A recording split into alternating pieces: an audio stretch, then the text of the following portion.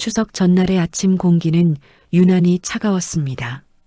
창문 틈으로 스며드는 가을바람이 옷깃을 여미게 할 만큼 서늘했지만 이서연 씨가 홀로 서 있는 주방은 숨막힐 듯한 열기와 매캐한 기름 냄새로 가득 차 있었습니다.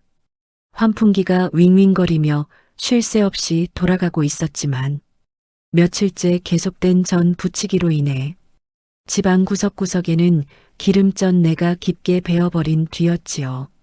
서연 씨는 잠시 프라이팬을 내려놓고 자신의 손을 내려다보았습니다.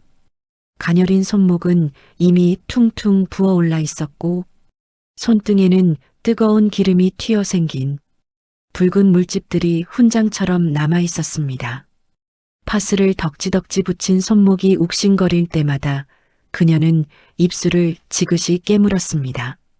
명절이라는 이름 아래 치러지는 이 고된 노동은 며느리라는 이름표를 단 그녀에게만 허락된 가혹한 형벌과도 같았습니다. 거실에서는 텔레비전 소리가 요란하게 울려 퍼지고 있었습니다.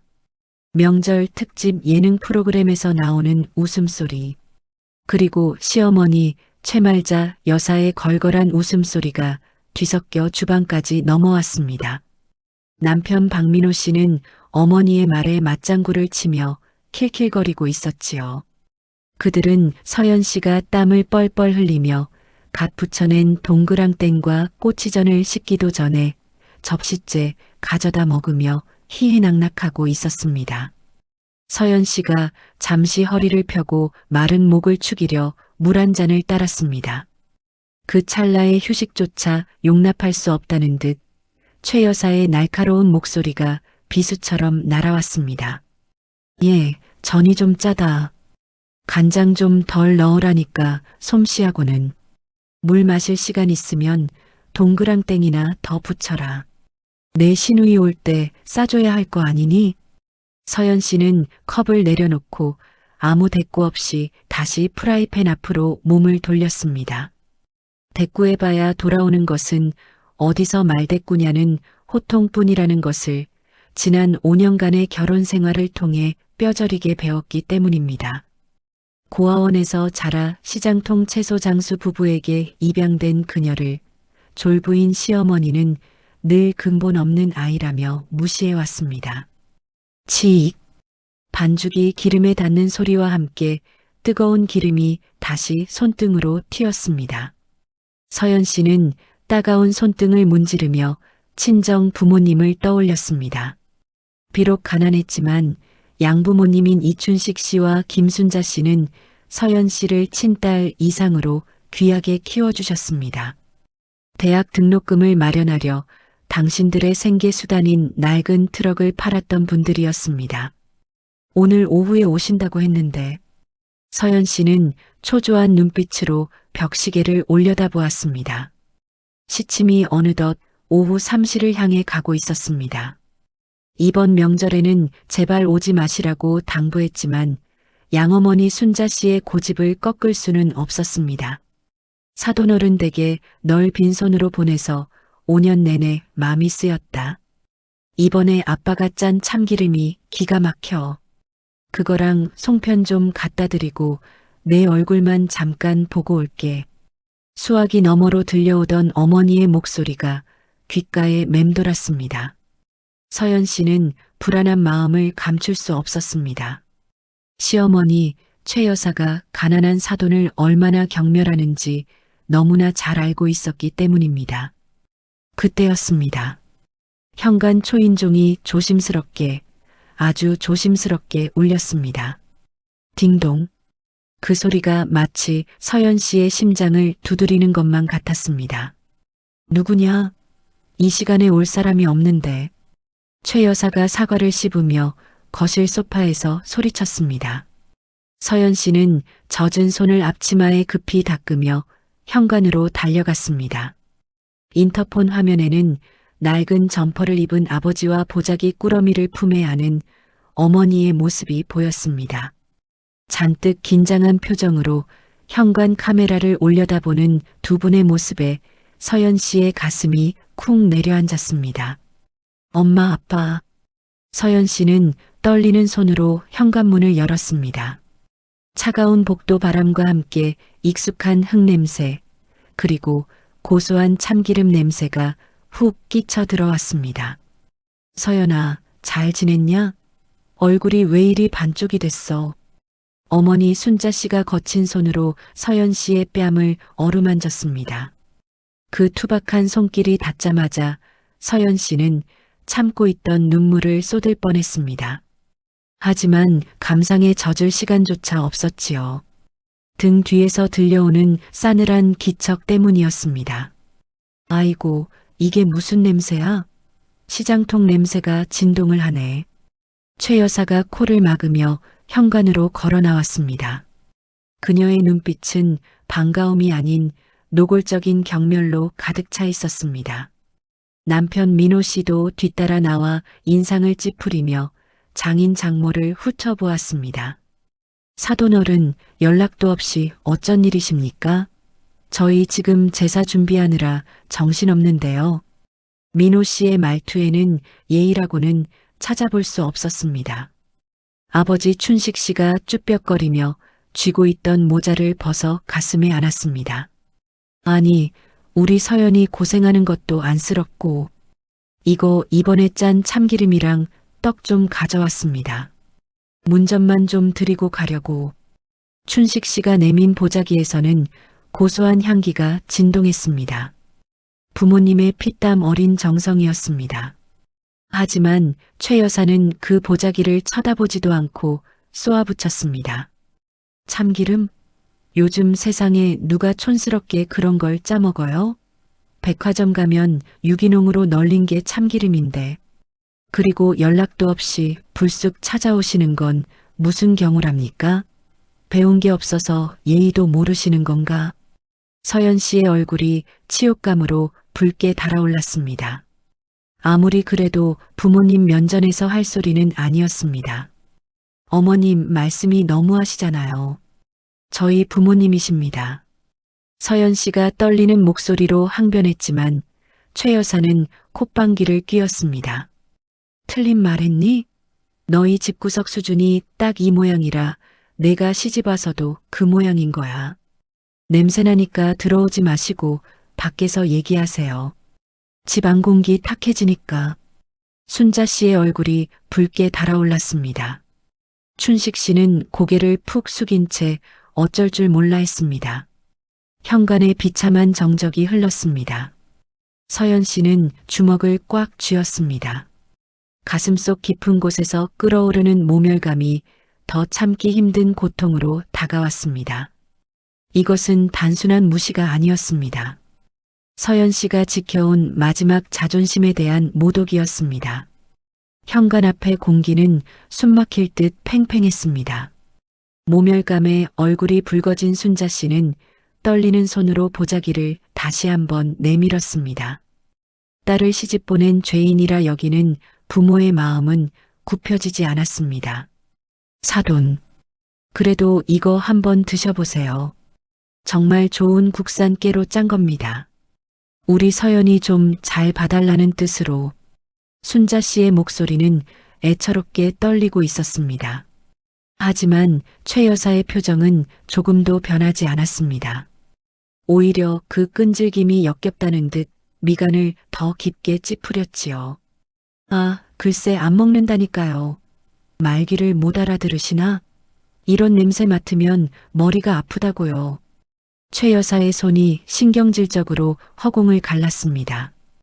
자, 날카로운 파열음과 함께 순자 씨가 들고 있던 참기름 병이 든 보자기가 현관 바닥으로 내동댕이 쳐졌습니다.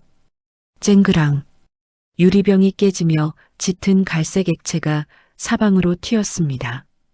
고소한 향기가 비릿한 쇠냄새와 뒤섞여 현관을 가득 채웠습니다. 춘식 씨의 낡은 운동화 위로, 순자 씨의 치맛자락 위로 기름이 튀었습니다. 엄마, 서연 씨가 비명을 지르며 순자 씨에게 달려들었습니다. 깨진 유리 조각이 순자 씨의 발치에 흩어져 있었습니다. 춘식 씨는 망연자실한 표정으로 바닥에 흥건한 참기름을 내려다보고 있었습니다. 그것은 부모님의 피와 땀, 그리고 딸을 향한 헌신이 바닥에 지식여진 것이나 다름없었습니다. 이게 무슨 짓이에요? 어떻게 이러실 수가 있어요? 서연 씨가 최 여사를 노려보며 소리쳤습니다. 처음 보는 며느리의 도끼 어린 눈빛에 최 여사는 잠시 멈칫했지만 이내 더 큰 목소리로 쏘아붙였습니다. 어디서 눈을 불하려? 냄새나는 걸 들고 와서 현관을 난장판으로 만들어 놓고 큰 소리야? 민호야, 뭐하니? 소금 가져와라. 재수없게 명절부터 이게 무슨 꼴이야. 남편 민호 씨는 어머니의 호통에 조건반사적으로 주방으로 뛰어가 굵은 소금이 담긴 바구니를 들고 나왔습니다. 서연 씨는 남편을 바라보았습니다. 제발 말려주기를 바랐습니다. 하지만 민호 씨는 어머니의 눈치를 보며 쭈뼛거릴 뿐이었습니다. 어머니, 그래도 소금은 좀. 시끄러워. 부정타게 생겼는데 가만히 있어? 이래서 없는 것들이랑 엮이면 안 된다니까. 최 여사는 민호 씨의 손에서 소금 바구니를 거칠게 낚아챘습니다.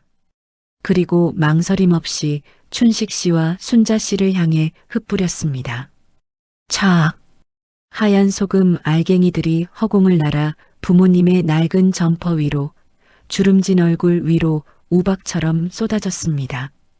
따가운 소금 알갱이가 눈에 들어갔는지 춘식 씨가 눈을 찡그렸습니다. 나가요. 당장 나가. 다시는 우리 집 얼씬도 하지 마쇼. 재수 온 붙으니까. 소금을 뒤집어 쓴 춘식 씨가 몸을 떨며 순자 씨의 어깨를 감싸 안았습니다. 순자 씨는 소금에 맞으면서도 바닥에 떨어진 깨진 병 조각을 주우려 허리를 굽히고 있었습니다. 딸이 시집살이 더 고되게 할까봐 그 순간에도 뒷정리를 하려던 것이었습니다. 죄송합니다. 제가 치우고 갈게요. 죄송합니다, 사돈. 그 비굴하고 처참한 모습이 서연 씨의 이성의 끈을 완전히 끊어놓았습니다. 5년 동안 꾹꾹 눌러 담았던 분노와 서름이 폭발했습니다. 서연 씨는 주방으로 뛰어들어가 뒤집개를 집어 바닥에 패대기 쳤습니다. 그리고 거실로 돌아와 벽에 걸린 시댁 가족사진을 떼어내 바닥에 내리꽂았습니다. 우장창! 액자 유리가 박살나는 소리에 최 여사와 민호 씨가 기겁하며 물러섰습니다. 미쳤어? 내가 돌았구나. 감히 어디다 행패야. 그래, 돌았다. 당신들이 사람이야? 어떻게 사람한테 소금을 뿌려? 개돼지도 이렇게는 안 해. 내가 5년 동안 죽어라 일해준 게 고작 이거야? 서연 씨의 목소리는 갈라지고 터져 나왔습니다. 그녀는 소금 범벅이 된 부모님의 손을 낚아채듯 잡았습니다. 엄마, 아빠, 일어나. 여기서 이런 취급받을 이유 없어. 내가 바보였어. 이딴 집구석이 뭐라고. 서연 씨는 부모님을 일으켜 세우고 남편 민호 씨를 똑바로 쳐다보았습니다. 민호 씨는 겁에 질린 표정으로 뒷걸음질 쳤습니다. 박민호, 우리 끝내. 이혼해. 더 이상 당신 내 하녀 노릇 안 해. 내 부모한테 소금 뿌리는 집안이랑은 1분 1초도 못 살아. 여보, 진정해. 나중에 얘기하자. 나중은 없어. 당장 내 짐 쌀 거야. 그리고 위자료 청구할 거니까 각오해. 당신들이 한 짓 법정에서 다 까발려 줄 테니까. 서연 씨는 안방으로 들어가 가방을 챙겨 나왔습니다. 거실에서는 최 여사가 저런 독한 년 나가서 굶어 죽어봐라 라고 악을 쓰고 있었습니다. 서연 씨는 그 저주 같은 소리를 뒤로하고 현관문을 박차고 나왔습니다. 엘리베이터가 1층으로 내려가는 동안 좁은 공간에는 침묵만이 흘렀습니다. 순자 씨는 입을 틀어막고 울고 있었고 춘식 씨는 젖은 눈으로 허공만 응시했습니다. 서연 씨는 부모님의 어깨에 묻은 하얀 소금 알갱이를 털어내며 다짐했습니다. 다시는 우리 부모님 눈에서 눈물 나게 안 해. 이수모 반드시 갚아줄 거야. 피눈물을 흘리게 해줄 거야. 차가운 가을바람이 부는 아파트 단지 밖으로 나왔을 때 그들은 갈 곳이 없었습니다. 서연 씨의 수중에는 비상금 몇 푼이 전부였습니다. 하지만 서연 씨의 눈빛만은 그 어느 때보다 뜨겁게 타오르고 있었습니다. 그것은 절망의 끝에서 피어오른 복수의 불씨였습니다. 집을 나온 그날 밤은 길고도 추웠습니다. 서연 씨는 부모님을 모시고 변두리의 낡은 여관방에 짐을 풀었습니다. 화려한 도심에서 멀어진 이곳은 눅눅한 벽지 냄새와 곰팡내로 가득했습니다. 부모님은 딸의 이혼이 못난 자신들 탓인 것만 같아 죄인처럼 웅크리고 계셨지요. 서연 씨는 그런 부모님의 굽은 등을 쓰다듬으며 입술을 깨물었습니다. 다음 날부터 서연 씨의 전쟁 같은 삶이 시작되었습니다. 이혼 소송을 준비하며 당장 생계를 위해 닥치는 대로 일을 했습니다. 변호사 비용조차 빠듯했기에 그녀는 낮에는 식당 주방에서 설거지를 하고 밤에는 건물 청소를 했습니다.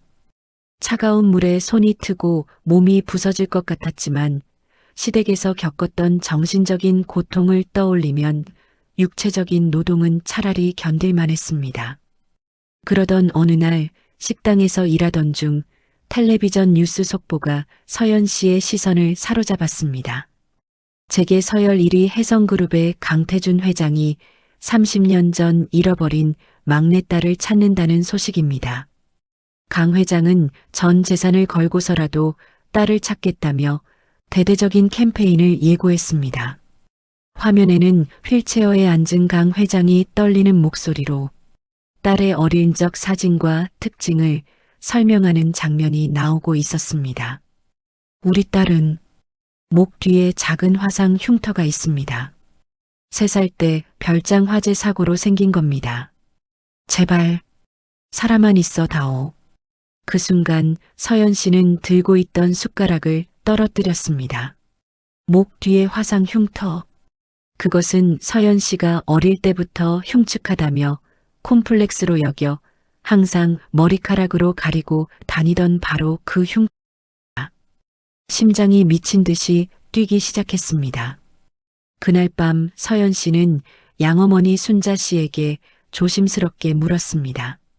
엄마, 나 처음에 데려왔을 때 입고 있던 옷 기억나? 혹시 버렸어? 순자 씨는 장롱 깊숙한 곳에서 낡은 상자 하나를 꺼내왔습니다. 그 안에는 세월의 흔적으로 색이 바랬지만 여전히 고급스러운 베네 저고리 한 벌이 곱게 개켜져 있었습니다. 저고리 안쪽에는 희미하게 혜성이라는 글자가 금실로 수놓아져 있었습니다. 내가 이걸 입고 고아원 앞에 버려져 있었단다. 너무 고급스러운 옷이라 언젠가 친부모가 찾으러 올까봐 버리지 못하고 있었어. 모든 퍼즐이 맞춰지는 순간이었습니다. 서연 씨는 떨리는 손으로 베네 저고리를 품에 안고 소리 없이 울었습니다. 그것은 잃어버린 자신을 찾기 위한 마지막 열쇠였습니다. 다음 날 서연 씨는 해성그룹 비서실에 연락을 취했습니다. 유전자 검사가 진행되는 일주일은 서연 씨의 인생에서 가장 긴 시간이었습니다. 드디어 결과가 나온 날 서연 씨는 해성그룹 본사의 회장실로 안내되었습니다. 거대한 집무실 문이 열리자 텔레비전에서 보았던 강태준 회장이 지팡이를 짚고 서 있었습니다. 그는 서연 씨를 보자마자 비틀거리며 다가왔습니다. 지우야, 내 딸 지우가 맞느냐? 강 회장은 떨리는 손으로 서연 씨의 목 뒤 흉터를 확인했습니다. 그리고는 그 자리에 주저앉아 통곡했습니다. 천하를 호령하던 기업의 총수가 딸 앞에서는 그저 죄 많은 아비일 뿐이었습니다. 미안하다. 널 지키지 못해서 이 못난 아비를 용서해다오. 서연 씨, 아니 강지우 씨도 아버지의 품에 안겨 하염없이 눈물을 흘렸습니다. 30년의 세월을 뛰어넘어 혈육이 다시 하나가 되는 순간이었습니다. 강 회장은 딸이 그동안 겪었던 일들을 전해 듣고 분노했습니다. 특히 시댁에서 겪은 수모와 명절날의 사건을 듣고는 지팡이로 바닥을 내리치며 격노했지요. 감히 내 딸에게 그 천한 것들이 당장 그 집안을 가루로 만들어버리겠다. 하지만 서연 씨는 고개를 저었습니다. 그녀의 눈빛은 차분하게 가라앉아 있었지만 그 안에는 뜨거운 결의가 담겨 있었습니다. 아니요, 아버지. 그렇게 한 번에 무너뜨리는 건 너무 자비로워요. 그들은 자신들이 무슨 짓을 했는지도 모른 채 망할 거예요. 그들이 가장 사랑하는 것, 목숨보다 아끼는 바로 돈 때문에 스스로 파멸하게 만들 거예요. 제 손으로 직접요. 서연 씨는 강 회장에게 정체를 당분간 비밀로 해달라고 부탁했습니다. 그리고 그녀는 이서연이라는 가난한 며느리의 껍질을 벗어던졌습니다. 강 회장의 전폭적인 지원 아래 그녀는 혜성그룹의 막내딸이자 냉철한 투자 전문가 제시카 리로 다시 태어날 준비를 시작했습니다. 거울 속에 비친 그녀의 모습은 더 이상 주눅든 며느리가 아니었습니다. 세련된 정장을 입고 당당하게 고개를 든 그녀는 이제 사냥을 앞둔 맹수처럼 날카롭게 빛나고 있었습니다. 복수의 칼날은 이미 겨누어졌고 시댁 식구들은 자신들에게 닥쳐올 폭풍을 전혀 짐작조차 하지 못한 채 샴페인을 터뜨리고 있을 시간이었습니다. 계절이 바뀌어 찬 바람이 불기 시작할 무렵 민호 씨의 공장은 부도 위기에 몰려 있었습니다. 방만한 경영과 최 여사의 사치로 인해 자금줄이 막혀 허덕이던 그들에게 구세주처럼 거대한 제안이 날아들었습니다. 혜성그룹의 계열사가 대규모 투자를 하겠다는 소식이었지요. 최 여사와 민호 씨는 뛸 듯이 기뻐했습니다. 꺼봐라. 그 재수 없는 며느리가 나가니까 복이 굴러 들어오잖아. 혜성그룹이라니 이제 우리도 재벌 사돈 소리 듣게 생겼다. 최 여사는 동네방네 자랑을 해댔습니다. 빚을 내서 밍크코트를 사고 민호 씨는 외제차를 알아보러 다녔습니다. 하지만 그들은 몰랐습니다. 그 투자가 독이 든 성배라는 것을요. 투자의 최종 결정권자인 제시카 리 이사가 내건 조건은 파격적이면서도 위험했습니다. 대표이사의 연대보증과 최 여사 소유의 집과 땅 등 모든 부동산 담보 설정이 필수 조건이었습니다. 아이고, 집이 문제니? 회사가 살면 수백억이 들어오는데 당장 도장 찍어. 이 기회 놓치면 우리 다 죽어. 최 여사는 탐욕에 눈이 멀어 망설이는 아들을 다그쳤습니다. 결국 그들은 모든 재산을 담보로 내걸고 계약서에 인감도장을 찍었습니다. 드디어 최종 계약 체결식이 열리는 날, 장소는 혜성그룹 본사의 대회의실이었습니다. 최 여사와 민호 씨는 명품 옷으로 휘감고 으스대며 회의실로 들어섰습니다. 차가운 에어컨 바람이 부는 회의실에는 임원들이 도열해 있었고 상석에는 제시카 리 이사가 등을 돌린 채 앉아 있었습니다. 투자이사님, 박민호 대표입니다. 잘 부탁드립니다. 민호 씨가 90도로 허리를 굽히며 굽신거렸습니다. 최 여사도 옆에서 가식적인 웃음을 흘렸지요. 우리 아들을 잘 봐주셔서 감사합니다. 이사님, 안목이 대단하셔요. 그때였습니다. 상석의 의자가 천천히 돌아갔습니다. 가죽 의자가 돌아가는 소리가 텅 빈 회의실에 기괴하게 울렸습니다. 그리고 그곳에 앉아있던 여자가 선글라스를 벗어 책상 위에 탁 내려놓았습니다. 오랜만이네요, 어머니. 아니, 이제는 최말자 씨라고 불러야 하나요? 정적? 숨막히는 정적이 회의실을 감쌌습니다. 민호 씨는 입을 벌린 채 굳어버렸고 최 여사는 귀신이라도 본 듯 비명을 질렀습니다. 너, 내가 왜 여기 있어? 이서연, 내가 청소부로 취직했냐? 썩 나가지 못해? 최 여사는 상황 파악을 하지 못한 채 삿대질을 해댔습니다. 서연 씨, 아니, 제시카 리는 싸늘한 미소를 지으며 자리에서 일어났습니다. 그녀가 입은 옷은 최 여사의 것과는 비교도 안 될 만큼 고급스러운 슈트였고 태도에는 범접할 수 없는 기품이 흘렀습니다. 아직도 상황 파악이 안 되시나 보네요. 제가 바로 이 투자를 결정할 제시카 리 그리고 해성그룹 강태준 회장의 딸 강지우입니다. 뭐라고? 회장 딸? 내가? 민호 씨가 다리에 힘이 풀려 주저앉았습니다. 서연 씨는 비서에게 손짓했습니다. 비서가 서류 봉투를 최 여사 앞에 던졌습니다. 투자 심사 결과 귀사는 부적격 판정을 받았습니다. 경영진의 도덕적 해이, 횡령, 그리고 장부 조작. 아주 가지가지 하셨더군요. 그게 무슨 소리야. 계약하기로 했잖아. 우리 집 문서랑 땅 문서 다 넘어갔는데. 최 여사가 발악하며 서연 씨에게 달려들려 했지만 보안 요원들이 막아섰습니다. 계약서 조항 5조. 허위사실 기재 및 결격 사유 발견 시 즉시 계약을 파기하며 담보물에 대한 채권 추심을 즉각 실행한다. 당신들 회사는 이미 껍데기뿐이잖아요. 서연 씨의 목소리는 냉혹했습니다. 이건 사기야. 내가 꾸민 짓이지. 며느리 주제에 시어머니를 속여. 며느리? 누가 당신 며느리야. 당신이 소금 뿌려 내쫓은 그날 며느리 이서연은 죽었어요. 여기 있는 건 당신들에게 피눈물을 흘리게 할 채권자일 뿐이에요. 서연 씨는 보안 요원들에게 눈짓했습니다. 이 잡상인들 당장 끌어내세요. 그리고 법무팀에게 전해서 압류 절차 지금 바로 시작하라고 해요. 숟가락 하나까지 남김없이. 여보. 아니, 서연아. 내가 잘못했어. 한 번만 봐줘. 민호 씨가 바닥을 기며 서연 씨의 구두 끝을 잡으려 했지만 서연 씨는 더러운 것이라도 닿은 듯 발을 뺐습니다. 놓으세요. 당신들이 우리 부모님께 했던 짓 똑같이 돌려받는 것뿐이니까. 당신 어머니가 그랬죠?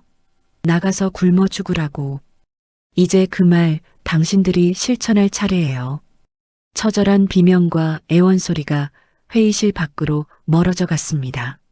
서연 씨는 창가로 다가가 개미처럼 끌려나가는 두 사람의 모습을 내려다보았습니다.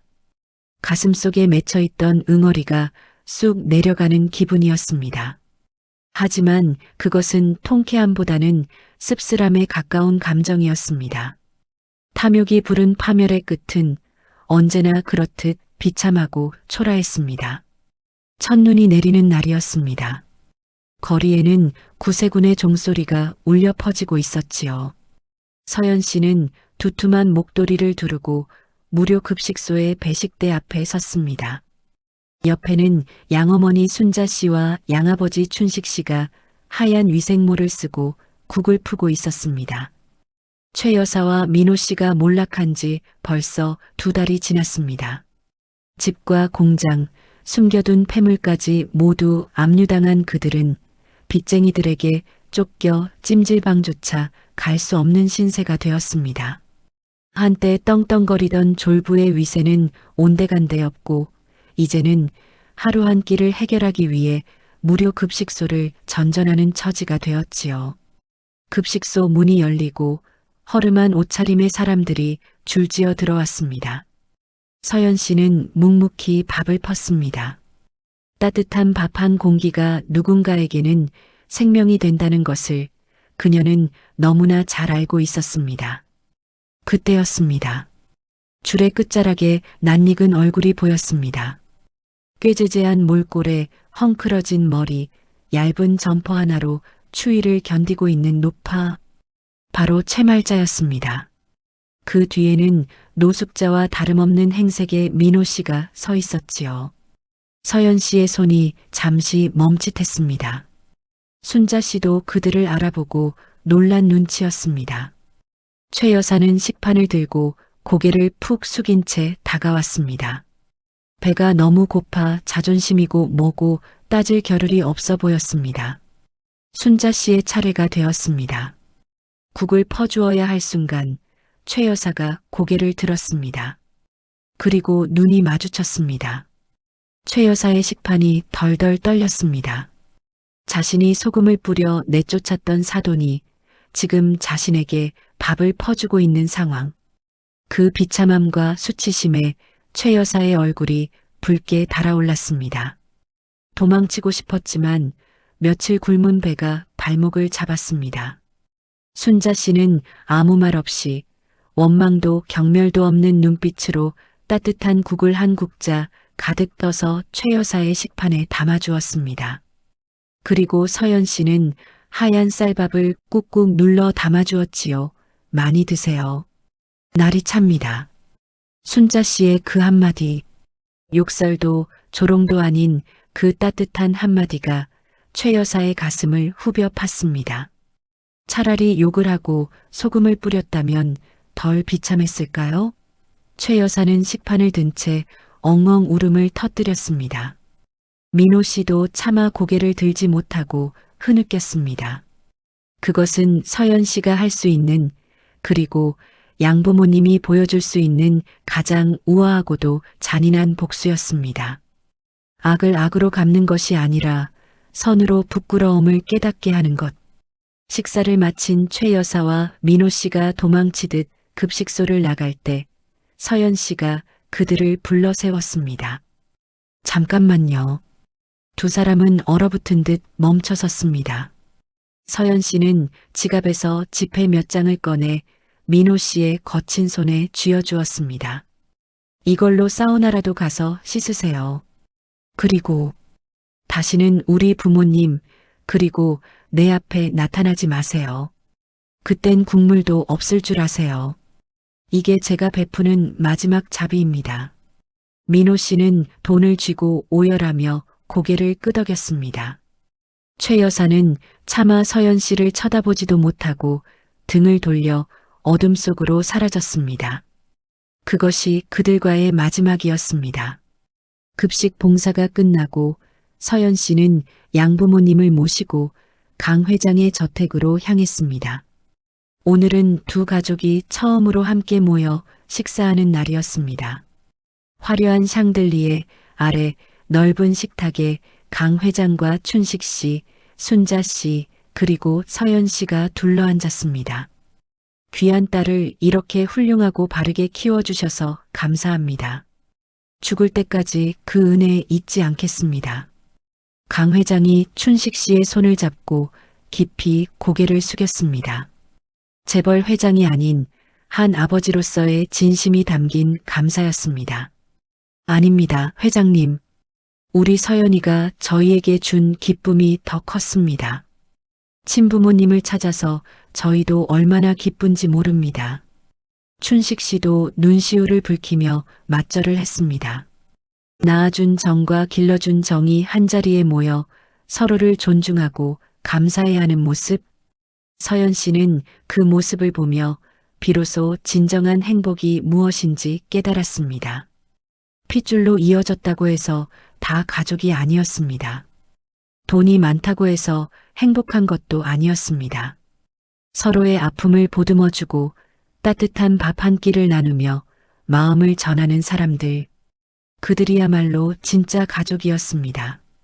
창밖에는 한방눈이 펑펑 쏟아지고 있었습니다. 서연 씨는 와인 잔을 들어 올렸습니다. 붉은 와인 너머로 환하게 웃고 있는 두 아버지와 어머니의 얼굴이 보였습니다. 그 따뜻한 풍경 속에서 서연 씨의 지난 상처들은 하얀 눈처럼 소리 없이 녹아내리고 있었습니다. 이제 그녀의 앞에는 춥고 배고픈 명절이 아닌 언제나 따뜻하고 배부른 나날들이 기다리고 있을 것입니다. 그랬습니다. 그녀가 5년 전 잡은 것은 썩은 동아줄이 아니라 사랑으로 꼬아 만든 튼튼하고 빛나는 황금 동아줄이었습니다. 서연 씨의 입가에 비로소 편안한 미소가 번졌습니다.